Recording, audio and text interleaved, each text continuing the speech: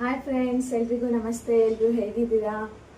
ಇವತ್ತೇನು ಸ್ಪೆಷಲ್ ಮಾಡೋಣ ಅಂತಂದರೆ, ಯಾರಿಗೆಲ್ಲ ತಲೆಕಾಲು ಸಾಂಬಾರು ಇಷ್ಟ, ಹಾಗೆ ತಲೆಕಾಲು ಚಾಪ್ಸ್ ಅಂದರೆ ಇಷ್ಟ ಅಂತಾರೆ ಇವತ್ತು ರೆಸಿಪಿ. ಇವತ್ತು ತಲೆಕಾಲು ಚಾಪ್ಸ್ ಮಾಡೋದು ಹೇಳ್ಕೊಡ್ತೀನಿ. ಯಾವ ರೀತಿ ಮಾಡೋದು ಅಂತ ನೋಡೋಣವಾ? ಸರಿ, ಬನ್ನಿ ಹೋಗೋಣ.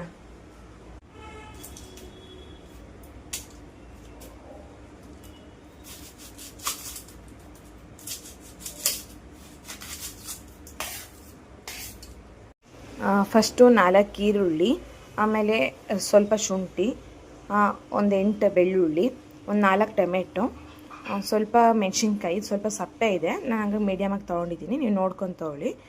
ಸ್ವಲ್ಪ ಕೊತ್ತಂಬರಿ, ಸ್ವಲ್ಪ ಪುದೀನ, ಆಮೇಲೆ ಸ್ವಲ್ಪ ಅರ್ಧ ಭಾಗದಷ್ಟು ಕೊಬ್ಬರಿ, ಸ್ವಲ್ಪ ಚಕ್ಕೆ, 4 ಏಲಕ್ಕಿ, ಸ್ವಲ್ಪ ಲವಂಗ, ಸ್ವಲ್ಪ ಮೆಣಸಿನ್ಕಾಳು, ಸ್ವಲ್ಪ ಸಾಲ್ಟು, ಧನಿಯಾ ಪುಡಿ, ಅರಿಶಿಣದ ಪುಡಿ. ಇಷ್ಟೇ ಬೇಕಾಗಿರೋದು ಫ್ರೆಂಡ್ಸ್. ಏನಪ್ಪ ಅಂತ ಅಂದರೆ, ನಾನು ಇದನ್ನೀಗ 2.5 kg ಕ್ವಾಂಟಿಟಿಗೆ ಮಾಡ್ತಿದ್ದೀನಿ.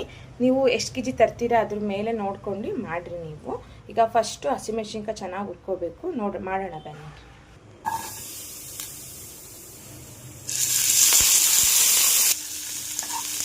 ಏನಪ್ಪ ಅಂದರೆ, ಹಸಿಮೆಣ್ಸಿನ್ಕಾಯಿ ಹುರ್ಕೊಂಡೊಂಬಂದು ಚೆನ್ನಾಗಿ ಹುರ್ಕೋಬೇಕು. ಯಾಕಂದರೆ ಇಲ್ಲಾಂದರೆ ಹಸಿ ವಾಸನೆ ಇಟ್ಕೊಂಡ್ರೆ ಗ್ರೇವಿ ಚೆನ್ನಾಗಾಗೋದಿಲ್ಲ.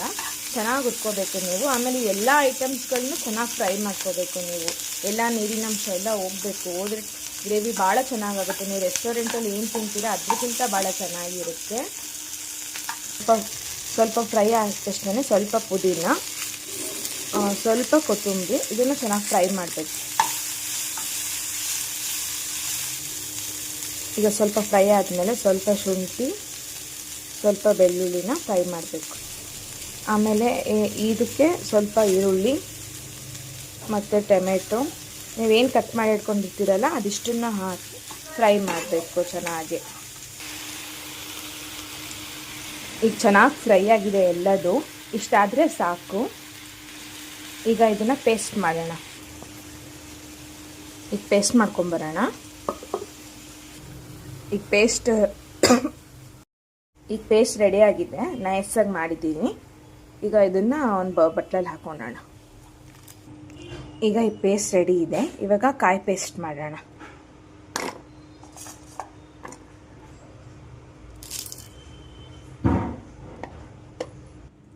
ಈಗ ಈ ಥರ ಫಸ್ಟು ನೈಸಾಗಿ ಪೌಡ್ರ್ ಮಾಡ್ಕೋಬೇಕು.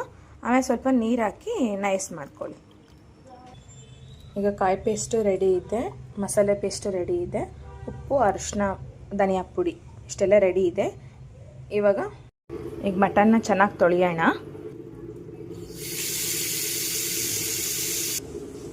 ಈಗ ಮಟನ್ನ ಚೆನ್ನಾಗಿ 3 ಸಲ ತೊಳೆದಿದ್ದೀನಿ. ಈಗ ಒಂದು ಕುಕ್ಕರ್ ಇಟ್ಟಿದ್ದೀನಿ ವಿಷಲಿಗೆ ಹಾಕ್ಸೋಕ್ಕೆ. ಸ್ವಲ್ಪ ಎಣ್ಣೆ ಬಿಟ್ಟು ಈಗ ವಿಷಲ್ ಹಾಕಿ. ಈಗ ಎಣ್ಣೆ ಕಾದಿದೆ. ಈಗ ಮಟನ್ ಹಾಕ್ತೀನಿ.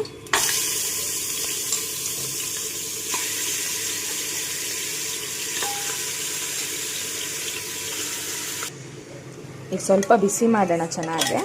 ಈಗ ಬಿಸಿ ಮಾಡ್ತಿದ್ದಂಗೆ ಎಣ್ಣೆಲೆಲ್ಲ ಚೆನ್ನಾಗಿ ಫ್ರೈ ಆಗಬೇಕು, ಒಂದು 5 ನಿಮಿಷ.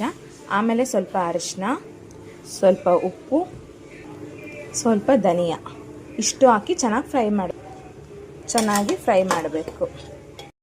ಸ್ವಲ್ಪ ಬೆಂದಿದೆ ಇದೆಲ್ಲ. ಈ ಟೈಮಲ್ಲಿ ನಾವು ಮಸಾಲೆ ಹಾಕೋಣ.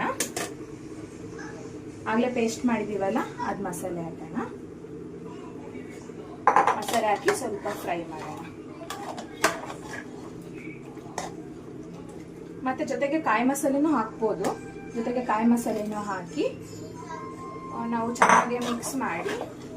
ಈಗ ನೀರು ಬೇಕಿದ್ರೆ ಹಾಕ್ಕೊಳ್ಳಿ. ಇದು ಚಾಪ್ಸ್ ಅಲ್ವಾ, ಸ್ವಲ್ಪ ಸಾಕು, ಕರೆಕ್ಟ್ ಇದೆ ಗ್ರೇವಿ. ಇದು ವಿಷಲ್ ಹಾಕಿದ್ಮೇಲೆ ಸ್ವಲ್ಪ ನೀರು ಬಿಡ್ಕೊಳುತ್ತೆ. ಅಲ್ಲಿಗೆ ಒಂದು 5 ವಿಷಲ್ ಹಾಕ್ಸೋಣ. ಈಗ ಒಂದು 5 ವಿಷಲ್ ಹಾಕ್ಸೋಣ. ಇದನ್ನ ಬನ್ನಿ ಕ್ಲೋಸ್ ಮಾಡೋದು. ನಾನು ನೀರು ಜಾಸ್ತಿ ಹಾಕಿಲ್ಲ, ಇದು ಚಾಪ್ಸ್ ಅಲ್ವಾ, ನೀರು ಬಿಟ್ಕೊಳುತ್ತೆ ವಿಷಲ್ ಹಾಕಿದ್ಮೇಲೆ. ಒಂದು 5 ವಿಷಲ್ ಮಾಡೋಣ.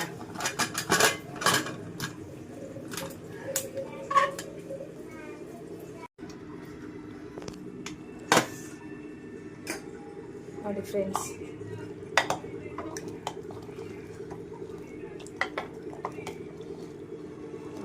ಈಗ ಸರ್ವಿಂಗ್ ಬೌಲಿಗೆ ಸರ್ವ್ ಮಾಡೋಣ.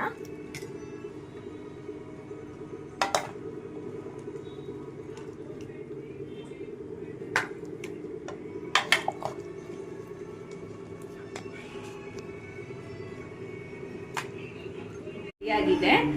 ಈಗ ಇದು ಟೇಸ್ಟ್ ನೋಡೋಕ್ಕೆ ನಮ್ಮ ಬಾವ ಊರಿಂದ ಬಂದಿದ್ದಾರೆ ಇವತ್ತು. ಅವ್ರಿಗೆ ಕೊಡ್ತೀನಿ, ನೋಡೋಣ ರುಚಿ ಹೇಗಿದೆ ಅಂತ ಹೇಳ್ತಾರೆ. ಬನ್ರಿ ಹೋಗೋಣ. ಬಾವ ಟೇಸ್ಟ್ ನೋಡಿ ಹೇಗಿದೆ ನನಗೆ ಇಷ್ಟ ಅಂತ ಮಾಡಿದ್ದೀನಿ.